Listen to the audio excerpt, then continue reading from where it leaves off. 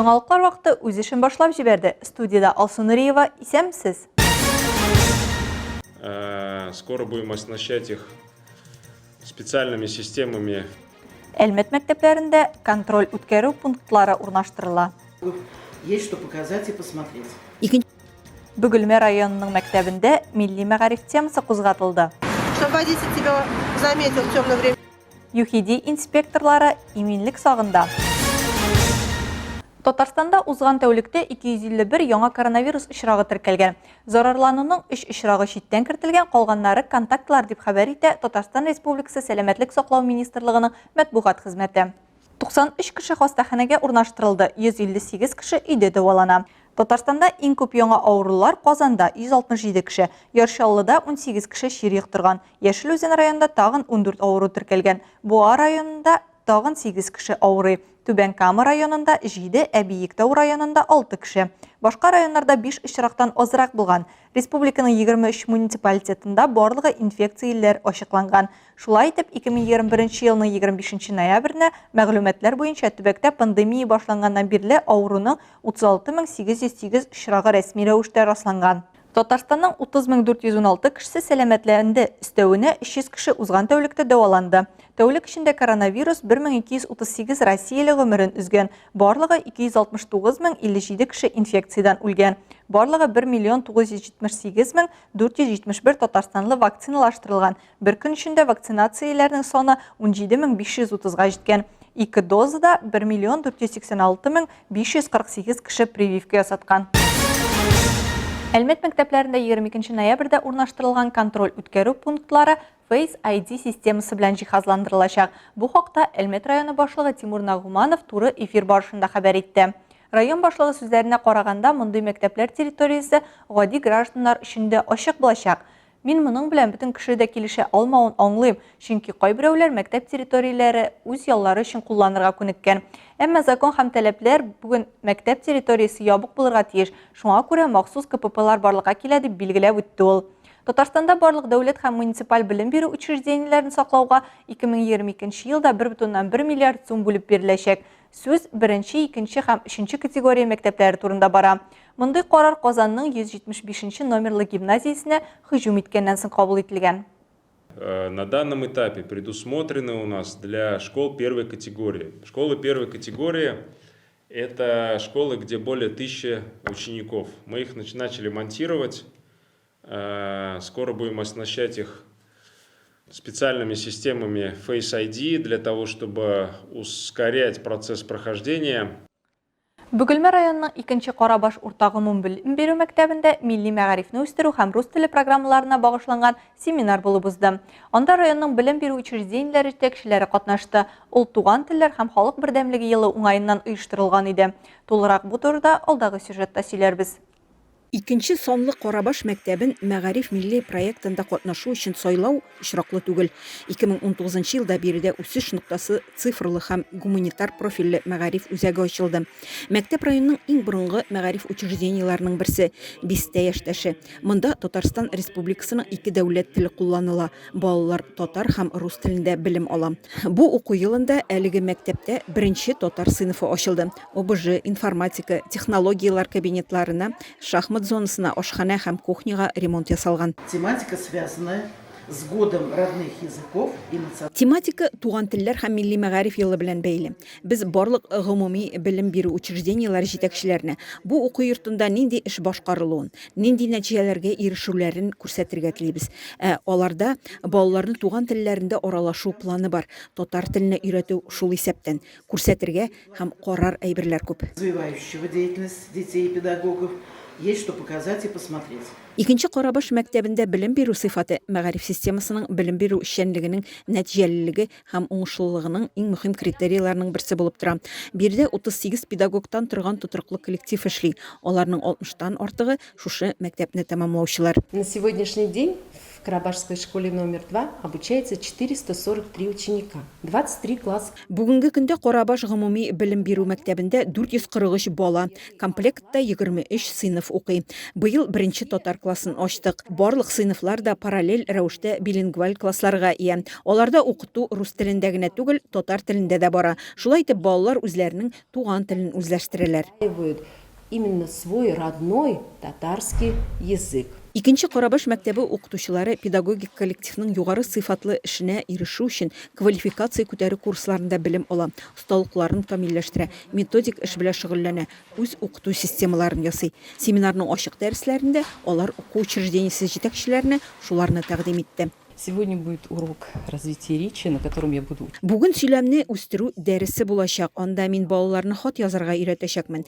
Минемчә, бу актуаль. Хәзер бездә заманасы шундый бит. Кешеләр цифрлы технологияларга күчте. Һәм аралашу күбесенчә кыска SMS хәбәрләр ярдәмендә бара. Тик хат үлмәде. Балалар һәрвакыт аралаша белергә тиеш. Очень важно научить детей общаться посредством письма. Бу мәктәптә милли белем һәм тәрбия бирүне үстерү, укучыларда этник мәдәни күренешләрне, әхлакый нормаларны, этик кагыйдәләрне, эстетик карашларны, яшәү рәвешен, гореф-гадәтләрне өйрәтүне, шул юнәлешләрдә тәрбияләүне үз эченә ала. Татарстан Республикасы халыкларының тарихын, мәдәниятен, милли гореф-гадәтләрен өйрәнү беренче урында. Без бүген менә 5нче сыйныфта Фазулина Рәмзия Рифатовның дәресендә булып чыктык. Дәрес бик эчтәлекле, методик яктан дөрес төзелгән. Укытучы үзен балалар белән бик иркен тота. Балалар барысы да бик яхшы белә татар телен. Дәрестә һәрбер минем белән утырган мәктәп директорлары барысы да уңай сыйфатлар әйттеләр. Дәрес бик ошады. Семинарда катнашучылар уку проектлары белән таныштылар. Мәктәп күргәзмәләрендә һәм музейында булдылар. Айгөл Шәрәфиева, Максим Брюхачев, Луч Әлмәт телекомпаниясе, яңалыклар вакыты. Статистика буенча җәяүлене бәрү юл транспорт һәлакәтләренең иң киң таралган төрләренең берсе. Аның төп өлеше тәүлекнең кичке һәм төнге вакытларына туры килә. Ул вакытта машина йөртүче җәяүлене вакытында күреп, хәлне бәяли алмый. Моны булдырмас өчен ЮХИДИ инспекторлары төрле акцияләр үткәрә. Чтобы водитель тебя заметил в темное время суток, у тебя что должно быть на одежде? Яктылыкны кире кайтару элементларын популярлаштыру, җәяүләр катнашында юл транспорт хәрәкәтләрен кисәтү, юл хәрәкәте кагыйдәләрен үтәүне пропагандалау максаты белән инспекторлар төрле акциялар уздыра. Алар мәктәпләрдә, балалар бакчаларында һәм хәтта шәһәр урамнарында да уза. Бу атнада мондый чаралар күп булды. Яшь юл хәрәкәте инспекторлары 25нче урта мәктәп укучылары белән юл транспорт хәрәкәтенә юк дигән акция уздырды. Алар шәһәр урамнарына чыгып, машина йөртүчеләрне тизлек режимын үтәргә һәм юл хәрәкәте кагыйдәләрен катгый үтәргә чакырдылар. Машина йөртүчеләргә белешмәләр тапшырылды. 9 номерлы Садко балалар бакчасы тәрбиячеләре һәм педагоглары, ЮХИДИ һәм юл хәрәкәте иминлеге инспекторлары белән берлектә Фликер минем дустым акциясе үткәрделәр. Тәрбияләнүчеләр педагоглар белән берлектә мәгълүмати плакатлар, тематик белешмәләр әзерләделәр һәм фликерлар турында шигырьләр өйрәнделәр. Алар җәяүләргә төнге вакытта фликерлар кирәк булуын аңлаттылар. 62нче тирәк балалар бакчасында юл хәрәкәте яшь инспекторлары белән берлектә балачакның игелекле юлы дигән чара узды. Инспекторлар балаларга танып белү уен формасында юл йөрү кагыйдәләре турында сөйләделәр. Шулай ук алар мәктәпкәчә яшьтәге балалар белән микрорайон урамының макетын ясадылар һәм нәниләргә бүләк итәргә тәкъдим иттеләр. Ракета яшүсмерләр клубында яшүсмерләр белән әңгәмә оештырылды. Шулай ук Тизби идарә университеты студентлары белән очрашу узды. Балаларны юл транспорт хәрәкәтләре статистикасы белән таныштырдылар, тематик видеофильмлар күрсәттеләр, юл хәрәкәте кагыйдәләрен тойпылышсыз үтәргә, тормыш һәм сәламәтлекне саклау өчен яктылык кайтартучы элементларны кулланырга өндәделәр. Барлык катнашучылар да истәлекле бүләкләр алдылар. Алия Байрамалова, яңалыклар вакыты, Луч Әлмәт телекомпаниясе. Хәзер кыска вакытлы реклама бүленәчәкбез. Аның артыннан ук безнең эфирда. В основном безнең менә русский тяжеловоз атлар безнең. Соңыннан чабыш атларыбыз бар, менә английский чистокровный бия безнең монда тора. Тайсуганда ат спорты клубы. Кызыклы мезгилләр шактый күп булыр, яңа җырлар булыр. Җомганың туган көне. Даже с первых дней за 9 лет. Рухани епископ Мефодий Ознакайда. Реклама тизошак, безнең белән калыгыз. Элек-электән атлар халкыбызның тугры юлдашы булган. Ат белән дошманны куганнар, ат белән иген иккәннәр, тормыш көткәннәр. Инде күптәннән аларны тимер техника алыштырса да, бүген дә атлар күпләрнең дүрт аяклы тугры дуслары булып кала бирә. Соңгы елларда бәхеткә югалып бара язган ат үрчетү кәсебе яңадан тергезелә башлады. Шундый фидакарларның берсе белән безнең иҗат төркеме Тайсуганда танышып кайтты. Рәдифә Ногманова дәвам итә. Кайчандыр биредә Тайсуган авылының атлар дворы булган, ләкин тора-бара ул таралган һәм ташланды хәлгә килгән. Бәхеткә 2019 елда аңа яңа сулыш өрелә һәм ул өр-яңа тормыш белән яши башлый. Бүген биредә атлар спорт клубы урнашкан. Ат спорты клубын булдыру Илнур Әхмәтовның хыялында булган дисәк, чак кына артуры булыр. Илнур кебекләр хакында ат җене кагылган дисәләр дә, ул нибары күршеләрендә дүрт аяклы дуслары белән уйнап үскән атлар фермасының юкка чыгуы өчен борчылып, бәләкәй генә булса да хуҗалык булдырырга тели. Нәтиҗәдә бу зур проектка әверелә. Чираттып, атта йөришеп, шунда үстек, бөтен бала чагым шунда үтте. Соңыннан Әлмәт конно-спортивный школа ачылгач, шунда барып урнаштым, укырга кирдем инде. Анда без беренче выпускниклар булып. Соңна хезмәт итеп кайткачтан шушы конюшнялар таралып беткәннәр инде. Аварийный состояниедә иде. Атларыбыз беткән колхозда. Ничәдер еллар үткәчтен инде үзебезнең игъан эшләргә чыгып, сорадык инде торгызыйк атларны, авылга яңадан атлар кайтыйк. Авылда атлар да беткән безнең. Сабантыйга чапканда да ике генә ат чабай, яулык җиргә атларыбыз беткән. Бүген биредә 150дән артык ат тәрбияләнә. Аларның токымы да, холкы да төрле. Кемдер үзен спортта якласа, икенчеләре балалар белән уртак телне яхшы таба. Өченчеләре исә эш атлары. Исеменнән күренгәнчә, алар эшкә җигелергә сәләтле. В основном безнең менә русский тяжеловоз атларыбызның. Соңыннан чабыш атларыбыз бар, менә английский чистокровный бия безнең монда тора. Юртаклар, американский юртак, русский рысаклар тора. Татар атыбыз бар. Алар холыкларын инде сөйләгез әле. Ну, холыклары төрлесенеке төрлечә инде, ул бер порода булса да, барыбер кеше кебек характерлары төрле. Ну, русский тяжеловозный породаның табигатьтән аның уже үзенә килгән теге алар тыныч, иң тыныч атлар булып чыкканалар инде алар. А чабыш атлары бар аларның теге спортивный дух, теге каннары икенче, алар барыбер әзрәк кенә уже агрессивнерак. Биредәге чиста токымлы юртаклар үзләрен күрсәтергә өлгергән. Алар артында Сабантуй мәйданында, республика ярышларында җиңүләр бар. Ә кайчандыр бузауныкы булган ферма Бәби табу йорты. Биредә атлар, тайлар һәм тәрбияләнер өчен махсус урын булдырылган. Атларның үз кухнясы, юыну бүлмәсе. Әлбәттә, биредәге чисталык, матурлык, заманча техника тик томалдан гына барлыкка килмәгән. Буларның барысы да хуҗалык инвесторларының юмартлыгы. Авыл өчен янып йөрүче игелекле шәхесләр шулай итеп авылның элеккеге нурын һәм ямен саклап калу өчен тырышып йөрүләре. Ни дисәң дә авыл атсыз, ат авылсыз яши алмый. Беренче чиратта бу безнең детский юношеский конно-спортивный клуб бу төзелде балаларны атлар белән таныштырырга, атта йөрергә өйрәтергә. Әзрәк кенә интернетлардан чыгарырга дигәндәй.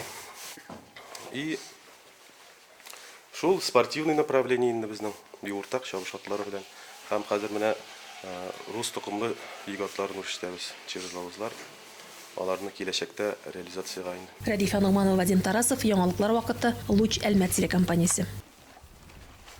Православие динендәге азнакайлыларны шатландырып күптән түгел генә шәһәрдә чиркәү ачылган иде. Шуңа рәхмәт йөзеннән югары дәрәҗәле рухани епископ Мефодий район башлыгы белән очрашты. Бу хакта Азнакайдан Илмира Шәрифуллина хәбәр итә. Әлеге сөйләшүләр район башлыгының эш бүлмәсендә узды. Владыка, ягъни дәрәҗәле дини хаким гыйбадәтхана төзүдә зур көч һәм ярдәм күрсәткәне өчен район башлыгы Марсель Шайдуллинга дәрәҗәле бүләк епархия медале тапшырды. Даже с первых дней за 9 лет такой альбом сделан был. Соңыннан рухани чиркәү хезмәте белән таныштырып, алга таба да шулай бергә-бергә ярдәмләшеп, тынычлык һәм татулыкта дус булып яшәргә өндәде. Әлеге сөйләшүләрдә Татарстан Республикасының Дәүләт Советы депутаты Таһир Хадиев та катнашты. Илмира Шәрифуллина, Рөстәм Әкбәров, яңалыклар вакыты, Луч Әлмәт телекомпаниясе. Татнефть Хәйрия фондының Рухият программасы тарафыннан 2021 елда нәшер ителгән китапларны тәкъдир итү чарасы булып узды. 24 ноябрь көнне Әлмәт иҗтимагый үзәгенә китап сөючеләр дә, яңа китапларны язучылар да җыелган иде. Быел фонд ярдәме белән 10 яңа китап дөнья күрде. Аларның гомуми тиражы 22 меңнән артып китә. Татар китап нәшрияты белән берлектә нефтчеләр 2019 елда танылган татар язучыларның аудио китапларын да чыгара башлаганнар. Бу хакта тулырак яңалыклар вакытында иртәгә карый алачаксыз. Шул көннәрдә беренче шәһәр телекомпаниясе булган Лучыбызның беренче һәм иң озак яши торган тапшыруы чыга башлаганга 30 ел тула. Тапшыруга нигезне халык шагыйре Габдулла Тукай исемендәге дәүләт премиясе лауреаты Клара Апа Булатова нигез сала. Ә менә Саҗидә Сөләйманова, Рафаэль Төхвәтуллин исемендәге премияләр лауреаты шагыйрә Нәфисә Сабирҗанова аны 20 ел элек үз кулына ала һәм бүгенгечә төбәгебезнең мәдәни хәзинәләрен барлавын дәвам итә.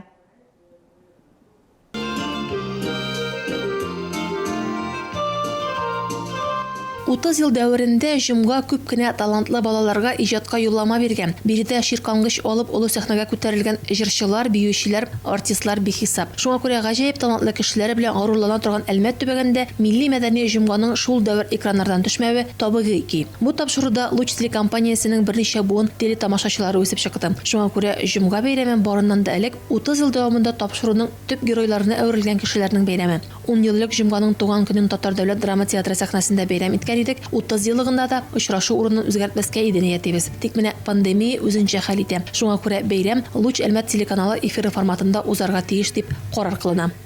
Кызыклы мизгелләр шактый күп булыр, яңа җырлар булыр, онытылып беткән элеккеге архив материаллар күренер, кабат яңартылып, тамашачыларыбыз яраткан билгеле танылган шәхесләр белән кабаттан күрешерләр. Һәм башкалар, җырлы, биюле, җомга стилендә менә шул хатирәләр белән үрелеп барган матур гына бәйрәм тамаша чыгарылыш булырга тиеш дип торабыз инде өметләнеп. Эфирыбыз 26 ноябрьгә планлаштырылган. Безнең белән бергә булыгыз, безнең белән калыгыз. Радифа Нугманова, Алия Бәйрәмалова, яңалыклар вакыты, Луч Әлмәт телекомпаниясе. Проект авторы Нәфисә ханым Сабирҗанова 23 ноябрьдә Олимпия резервының спорт мәктәбендә 2010-2011 елларда туган үсмерләр арасында грек-рим көрәше буенча Әлмәт муниципаль районы һәм шәһәре беренчелеге булып узды.